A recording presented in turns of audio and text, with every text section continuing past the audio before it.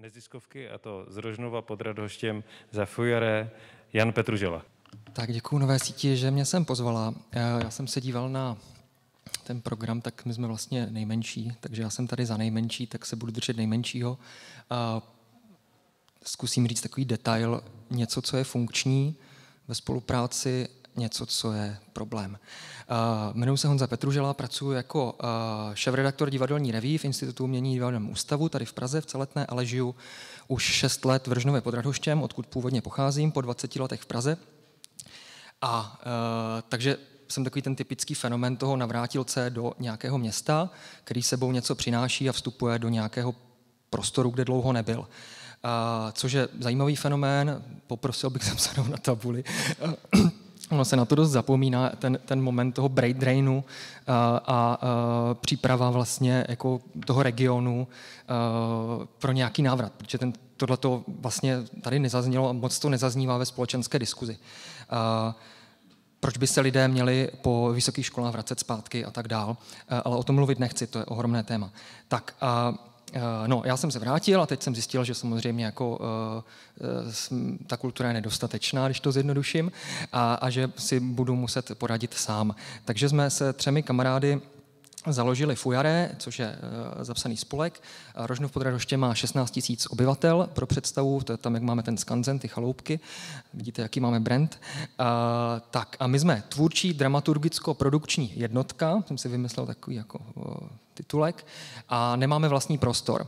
To znamená, že jsme odsouzení ke spolupráci. My musíme, když někde něco chceme, s někým něco chceme, tak vždycky musíme přijít, vymyslet, vyjednat a máme potíže samozřejmě tu značku jako udržet, protože vždycky ten prostor je lákavější a atraktivnější. Tak, děláme průběžně 1-2 akce do měsíce, jak se nám chce, jak nás to baví, co je třeba, a vždycky ty akce se snažíme dělat nějakým způsobem jako s přesahem, že jenom nevozíme kulturu bezhlavě, ale používáme třeba místní folklor, fúzujeme kapely, kino, neděláme jenom kino, ale zase tam přidáváme nějakou dramaturgii, muziku, děláme nějaký festival hudební hlasy, kde máme dramaturgii postavenou na unikátnosti toho hlasového projevu. Nebyli jsme schopni vozit třeba divadlo, byť jsem divadelník vystudovaný, tak jsme nedělali divadlo, protože je to strašně drahé. Tak jsem se rozhodl, že budu ty lidi vozit jako zájezdovým autobusem prostě do Ostravy nebo někam jinam jako do divadla s lektorským úvodem, a vlastně to strašně funguje, takže snažíme se hledat ty cesty pro to publikum a vlastně přinášet do toho města, což mi přijde podstatné s tím fenoménem toho návratu, jako něco, jako je městský styl, který vlastně v tom městě chybí, a my jsme možná ti, kteří to dokážeme vytvářet, dokážeme to inspirovat, což sebou nese pozitiva, ale samozřejmě jako negativa a střety v tom prostředí. Tak to je, děláme workshopy, debaty jako občanské společnosti, ale o tom mluvit nechci, to se můžete mrknout na náš web, kde máme archiv akcí, ale o čem chci mluvit a co je nějaký příklad nějaké dobré praxe, je ta spolupráce s tou municipalitou anebo s tou zřizovanou sférou, a to je, já jsem si vymyslel takový jako koncept, kterému říkám jako městské hry, což jsou takové jako občansko-aktivační prostě nástroje nebo akce, happeningy, eventy takového divadelního charakteru. Napasovali jsme to na to, nebo jako jedním z momentů bylo, když město zadalo svým příspěvkovým organizacím si pokrývat nějakým způsobem jako pravidelná výročí jako v kalendáriu.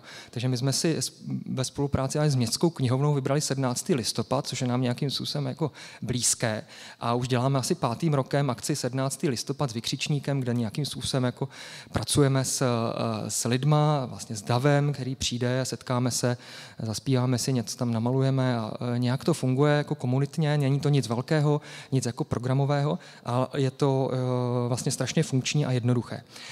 No, tohleto jsme rozvinuli v roce 2018 do akce, která se jmenovala Invaze 18, což byla taková participativní hra pro celou rodinu, kde jsme si vymysleli papírové vojáčky, vystřihovánku okupanta z ruské armády nebo bratrských armád, kterou jsme dali k dispozici na webu, a vyzvali jsme prostě republiku, aby si tohleto lidé stahovali, vystřihovali a toho 21. to umisťovali prostě do veřejného prostoru, jako takový hravý příklad té okupace, a vysvětlovali dětem prostě, a vlastně tím, jak je to vlastně jako trošku jako kontroverzní, že jo, vystřihovánka okupanta, byli tam mrtví, takže takže jsme to zkusili pojmout nějakým způsobem jinak.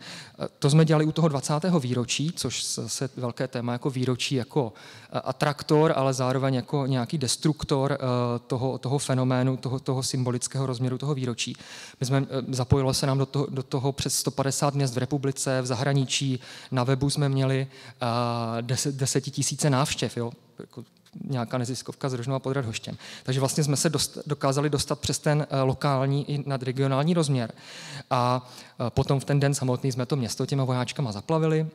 Měli jsme nějaké aktivity na náměstí, vlastně to docela hezky fungovalo, zastavovali se tam lidé, fungovalo to, měli jsme zpětnou vazbu, byla zpětně na to téma vyvolána jako debata pamětníků, kteří s náma chtěli o tom hovořit, protože to považovali za kontroverzní, tak jsem to nějakým způsobem s nima jako obhajoval, vysvětloval jsem jim to a fungovalo to. No, tak a navázali, podstatné, kde je ta spolupráce, nespolupracovali jsme s městem, ale s městem zřízenou městskou knihovnou, což je příspěvkovka města, kde je osvícený pan ředitel a ti do toho rádi s náma vstoupili a tady jsme se napojili na existující řetěz nebo síť knihoven, městských knihoven, která je velmi aktivní a vlastně jako my máme knihovny spojené knížky a občas dělají nějakou debatu a tak, ale oni jsou schopni dělat jako ledacos jako jiného a nám přišlo dobré to jako využít, takže tam zafungovala vlastně jiný typ sítě, než jsme si byli ochotní připouštět, nebo než jsme znali.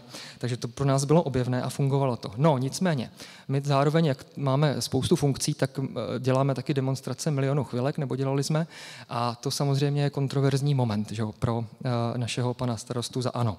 Takže z původně přislíbeného příspěvku na tuto akci Invaze 18 finančního příspěvku města sešlo, ten byl škrtnut a dostáváme se do kontroverze, kdy my jsme tam měli vymyšlenou nějakou část, kterou starosta zakázal a zakázali řediteli knihovny teda. A teď my jsme byli v takové aporii, jako jestli teda to máme realizovat sami a jít proti tomu našemu partnerovi, jo, a jako tady se dostáváme do té jako nemožnosti té spolupráce vlastně.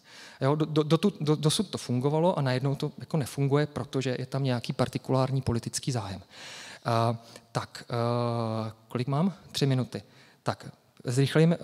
Bylo to velmi inspirativní pro aktéry města, ty zřizované. Máme tam Valašské muzeum v přírodě v Rožnově pod Radhoštěm, které, když jsme se rozhodli dělat akci k dalšímu výročí Rožnov 89, k 30. výročí sametové revoluce, tak nás oslovilo Valašské muzeum v přírodě, město a knihovna a my jsme to tak jako částečně jako koordinovali, udělali jsme ten hlavní program jako Fujare ve spolupráci hlavně s knihovnou a takže vidíte, jako, že ten efekt toho prvního té invaze jako zafungoval a teď se to jako začalo nabalovat, až vlastně jako další hráč řízený jako té Valašské muzeum příspěvkovka Ministerstva kultury, takže do toho vstoupil jako další sektor a ono je tam spoustu peněz, že jo? Ministerstvo tehdy vypsalo pro ty svoje příspěvkovky udělejte něco k roku 89 a tam byl ohromná hromada peněz.